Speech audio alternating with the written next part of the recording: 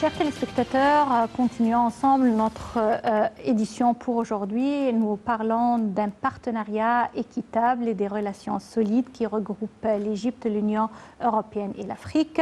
L'Égypte et l'Union européenne ont entrepris de coopérer plus étroitement dans plusieurs domaines, notamment le développement socio-économique, la recherche scientifique, l'énergie, la migration ou la lutte contre l'immigration clandestine, et également la lutte contre le terrorisme ainsi que plusieurs autres dossiers et problèmes régionaux.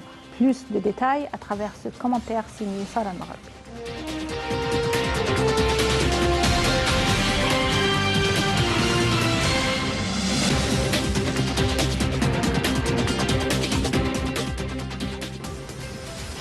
Un rapport publié sur le partenariat entre l'Égypte et l'Union européenne met en évidence les principaux développements dans la coopération Union européenne-Égypte en se concentrant plus particulièrement sur la réalisation des objectifs définis dans le cadre des priorités de partenariat adoptées au cours du Conseil d'association Union européenne-Égypte. La haute représentante vice-présidente Federica Mogherini a déclaré: l'Égypte, sa stabilité et son développement sont essentiels pour l'Union européenne, ses États membres et toute la région. C'est la raison pour laquelle nous avons signé nos priorités de partenariat et renforcé notre engagement déjà important avec et pour le peuple égyptien. Nous sommes déterminés à poursuivre nos travaux ensemble afin de relever tous les défis auxquels nous sommes confrontés pour le bien de nos citoyens. Le commissaire pour la politique européenne de voisinage et les négociations d'élargissement a ajouté: au cours de l'année écoulée, nous avons renforcé notre action pour soutenir l'Égypte dans la réforme de son économie, ainsi que dans ses efforts pour une croissance durable et inclusive. Pour l'Union européenne, il est impératif que la jeune génération, les femmes et les membres les plus vulnérables de la société soient inclus dans ce processus. L'Union européenne continuera d'aider l'Égypte à surmonter ses difficultés socio-économiques et de coopérer pour la stabilité et la prospérité de la région. Au cours de la période couverte par le rapport, l'engagement de l'Union européenne envers l'Égypte a été réaffirmé à travers des dialogues politiques réguliers, des visites bilatérales des parties Union européenne et égyptienne et la poursuite de la mise en œuvre de l'assistance financière de l'Union européenne. L'Égypte a également continué de s'engager en tant qu'acteur régional sur des questions régionales et internationales essentielles, notamment dans la perspective de sa présidence de l'Union africaine l'année prochaine, telles que le processus de paix au Moyen-Orient, la Syrie, la Libye, l'Afrique, la situation dans le Golfe et la coopération euro-méditerranéenne.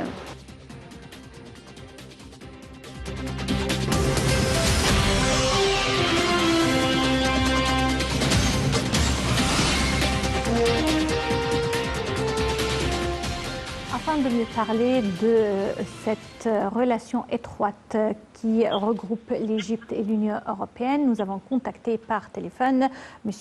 Rizk Chaheta depuis Paris. Bonsoir. Bonsoir, madame. Monsieur Rizk Chaheta, si on parle de ces relations étroites entre l'Égypte et l'Union européenne, on doit également citer que les deux côtés se sont mis d'accord à aider l'Égypte, si vous voulez, ou soutenir l'Égypte, donner un appui à son plan de réforme économique et également à la réalisation de sa vision 2030 qui est basée sur une vision de développement durable inspirée de quelques éléments qui ont été suggérés par l'Organisation des Nations Unies afin d'aboutir à une meilleure coopération, une meilleure vie pour toute la planète. Et si on concrétise ces visions, on doit dire que le sommet qui a regroupé le président Abdel Fattah el-Sisi avec les leaders africains, 15 leaders africains, le président français Emmanuel Macron à Paris il y a une semaine, sous la houlette d'un sommet qui porte sur les économies africaines, ces éléments ou ces questions ont été abordées. Selon vous, même question que j'ai posée à Monsieur l'ambassadeur Hani Abdelaziz, comment peut-on vraiment arriver à un partenariat équitable entre l'Occident et l'Afrique basé sur une relation de gagnant-gagnant et pas une exploitation uniquement de ce qui se passe dans le passé concernant le continent africain. Monsieur Rizk Chehd. Tout à fait. Bonsoir, monsieur l'ambassadeur. Bonsoir aux spectateurs de Nile TV. Tout à fait, vous avez raison. Bien sûr, tout cela est le fruit de travail qui a été fait, que l'Égypte a fait à travers notre président Abdel Fattah el-Sisi, qui prouve que l'Égypte est une puissance régionale importante. On a vu ça récemment dans le conflit entre Israël et Gaza. On a vu que l'Égypte avait la clé pour pouvoir arrêter une guerre. On a pu apprécier la force de l'Égypte et la puissance de l'Égypte dans ce domaine. L'Égypte est un facteur stable, bien sûr, en Moyen-Orient, en Afrique.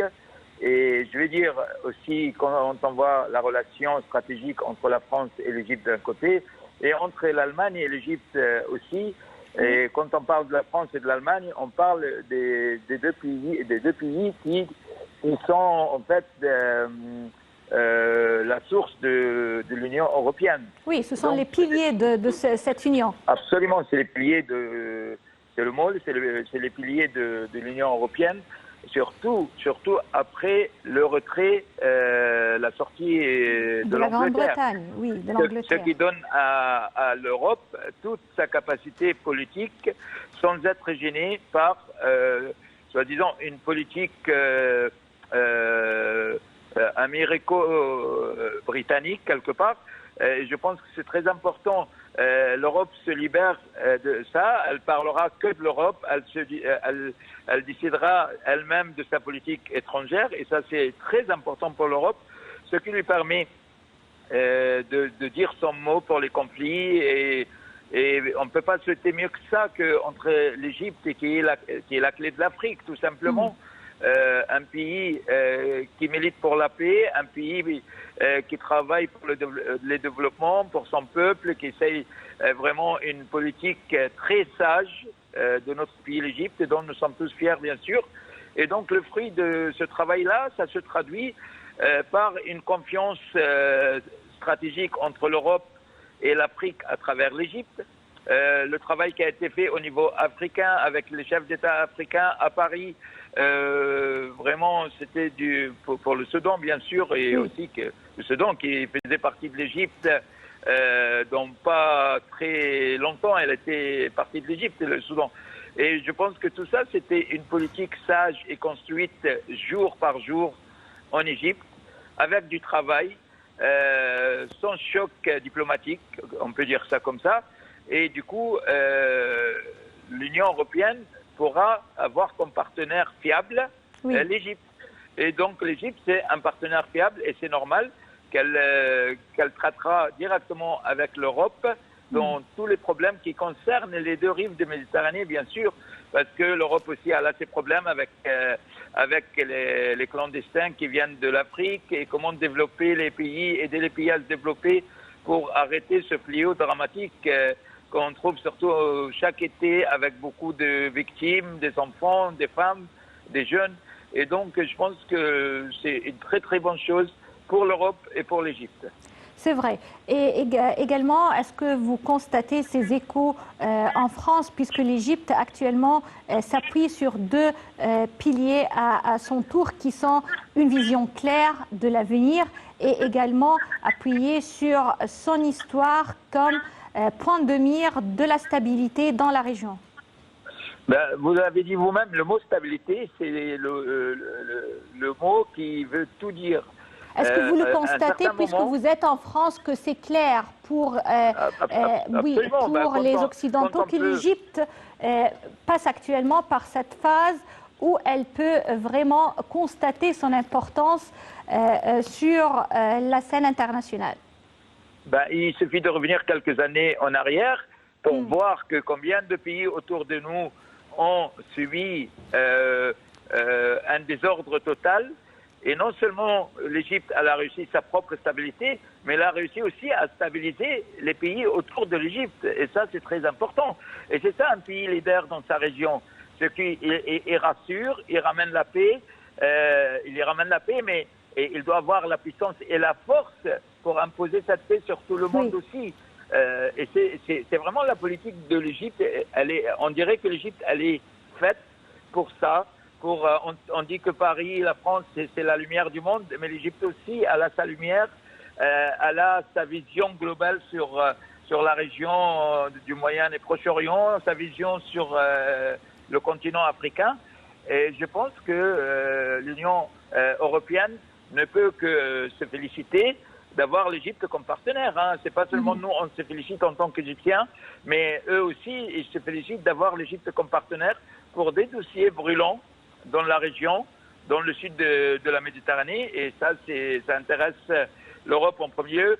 Bon, avant, il y avait peut-être la Turquie quelque part, c'est plus le cas, la Turquie qui n'a pas réussi à rentrer dans l'Europe et qu'elle a tourné, qu'elle a essayé de faire une sorte de retour au passé et instaurer un système de calife et tout cela, ça n'a pas marché. C'est vrai.